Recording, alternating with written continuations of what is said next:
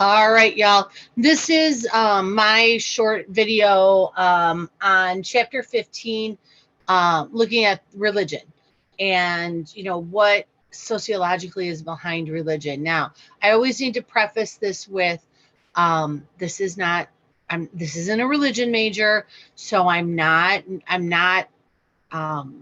condemning anybody's religion. That's not my goal.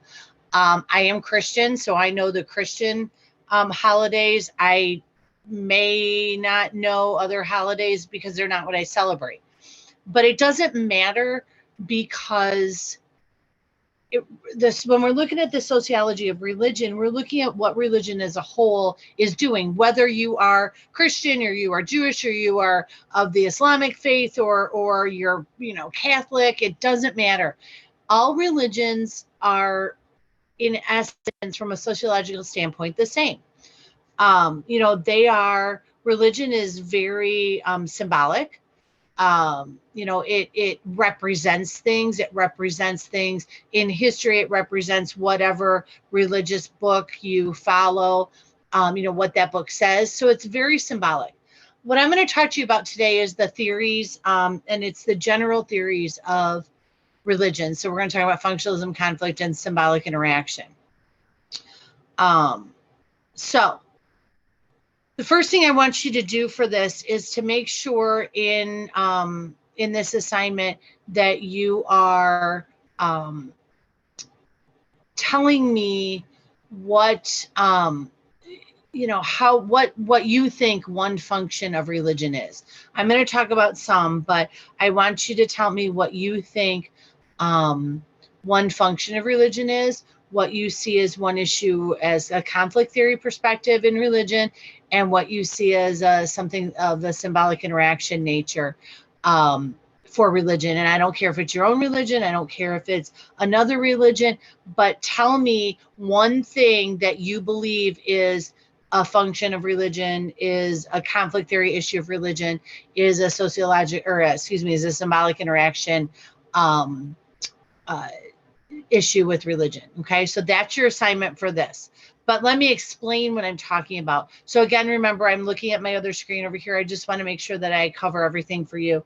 So when we're looking at functionalism, remember, functionalism in general is what is the function or what is the role of something? What role does religion play in society? And one of the things that always comes up is this idea of separation of church and state, that that we need to, that government needs to do its job and religion needs to do its job. That's a very functionalist view. That we shouldn't have, for example, prayer or religion in school, unless of course you're in a religious school. But that we shouldn't have religion as part of our governmental processes, except it really isn't like that.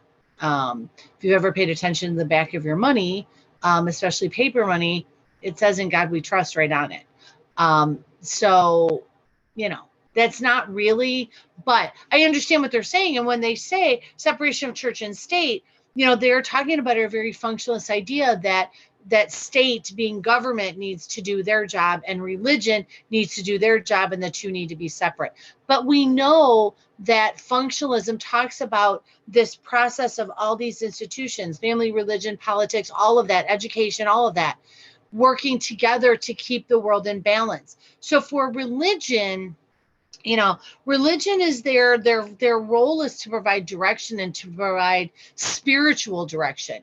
Now, again, you can be spiritual without necessarily following a specific religion. You can be someone who follows parts of all kinds of religions. If you've ever looked into Buddhism or Taoism or Hinduism, there's some very cool parts to those religions that you might want to pursue.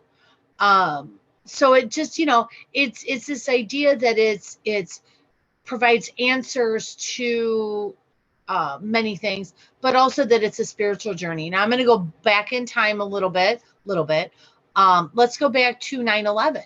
And, most of you were probably not, maybe, No, probably not, unless you're a non-traditional student. You know, you guys weren't alive when 9/11 happened, and if you were, you may not remember it. So of course 9/11, the attacks on 9/11 were, you know, when planes were flown into the Twin Towers and you know, the Pentagon and all of that. And we often think of the Twin Towers, but there were other things that went with that. But when you look at 9/11, what, you know, and I'm, you know, I like being able to share things like this because it's things that if you weren't there, you don't remember. You know, I was a mom at the time. My son was smaller, but I remember 9/11, and I remember the panic, and I remember the fear, and I remember the, you know, I was in grad school at the time, and I remember driving back from DeKalb to Rockford the night that 9/11 happened, and there was not a soul out there. There was not a plane out there. It was, I mean, and that, so that drive between Rockford and DeKalb, you know, you go, you know, back Andy Glidden to 64 and up 39, and there's usually trucks and lights, and there was nothing. Like, it was dead silent. You know, there was nothing going on. When you talk about 9/11 and you talk about the Sundays after 9/11,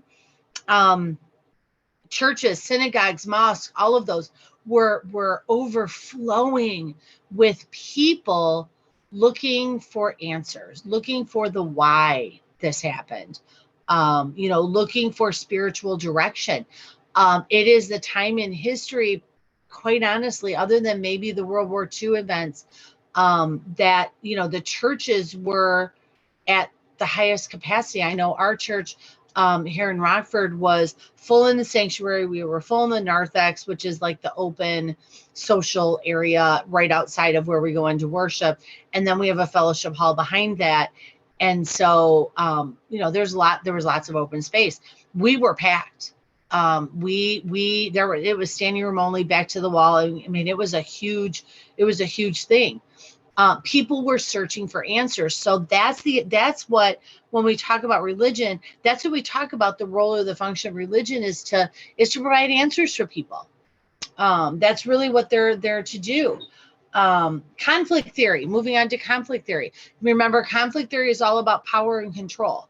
And it's always about who has power over others. So, I mean, you can look at the churches in general, pick one, a church, a mosque, a synagogue, whatever. Look at the hierarchy of power. Look at, I know for us, I'm ELCA Lutheran. So you know, we can look at our own church, but we can look at the synod from the area level. We can look at the synod from the state level. We can look at the national ELCA, and you can look at power and control and power in that hierarchy. You know, you can look at power and control from, you know, the perspective of what kind of power your religious leaders have. You know, your textbook shows a picture of Catholic priests.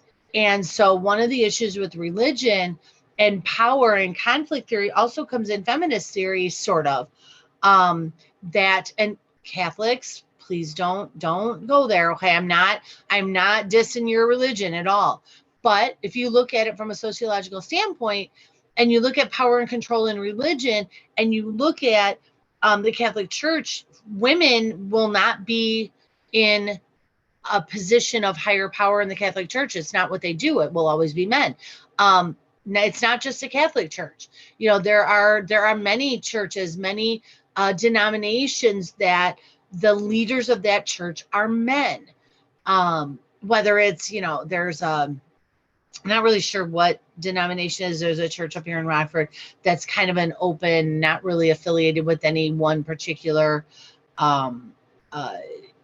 you know, religious group. That, I mean, all the leaders are men, and the people listed on their, you know, their staff page on their web page, you know, man, until you get to the office staff, and then there's a couple women. You know, I know Missouri Synod is like that, where quite often many of the Missouri Synod, although not all, some are coming around, which is, Missouri Synod is a Lutheran denomination. They also look at only men as religious leaders. Some religions look at directing the family in that it is a patriarchal family, that, you know, women should be submissive to their husbands, and that women should do whatever their husbands say, that kind of stuff. So again, please don't think that I'm bad mouthing any religion. I'm not. We're looking at it from a sociology standpoint, and when we look at that with conflict theory, it's about power and control. And many times the religious issue with power and control is a gender. And then we look at symbolic interaction. Now, again, I am Christian. I am Lutheran. So I can only speak to this, but I know other religions are the same way. You know, we're coming up on one of our big holidays. And if you're watching this, you know, not in the spring semester, we'll be coming up on Christmas. If you're watching this in the spring semester, we'll probably be coming up or in the middle of Easter. Again, those are Christian holidays. You know, I could just as easily speak about Ramadan or Rosh Hashanah or any other major holiday. But I know for me, you know, we're coming up on a time here in the Christian faith where we're coming up in Easter. And, you know, if you are involved in that at all, you know, this is probably for us in my Lutheran church, it is probably one of the most symbolic times in our church. Everything is very symbolic that we do, but that's true in other churches. If you commune every week, you know, again, I'm talking Christian, but if you take the body and blood of Christ every week, that's symbolic. But we also talk about what things stand for. You know, if you have a cross or a star or a yin and yang, or you know, whatever it is that you use in your church, those symbols represent something. So, you know, again, I think from a theory perspective, religion really covers all of the major sort of theological perspectives: functionalism, conflict, symbolic interaction. And you can really look at how it is strong with all three of those theories, and how you really look at and can apply those theories to, you know, to this. So that's just a general discussion of your theories. So if you missed what your assignment is, go back and watch the video again, because I didn't throw it at the end, because I know some of you fast forward through the video to see what you're supposed to do. So go back and start again. Find your assignment in here that you need to do. And yeah, that is all. You guys have a great day.